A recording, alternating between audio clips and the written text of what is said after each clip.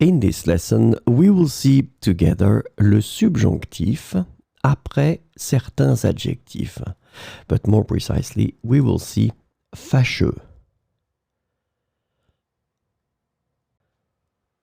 The important thing that we need to remember is that we will structure our sentence in such a way. We will start with il est.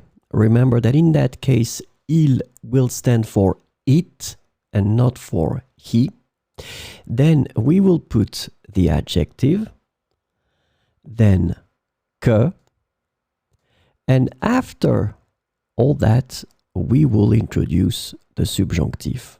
So it means that the verbs that will come after this structure will be in the subjunctive.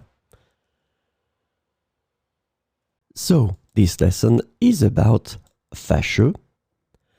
The adjective fâcheux can be translated into various ways in English, including unfortunate, regrettable, annoying, or displeasing.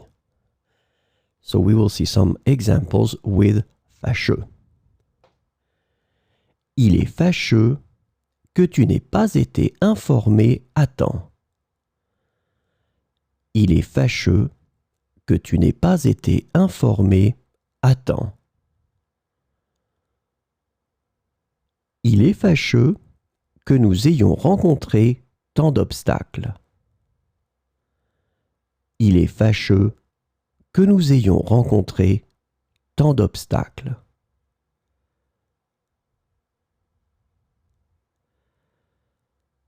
Il est fâcheux que cette erreur se soit produite. Il est fâcheux que cette erreur se soit produite. Il est fâcheux que vous ayez oublié de prendre en compte ce facteur. Il est fâcheux que vous ayez oublié de prendre en compte ce facteur.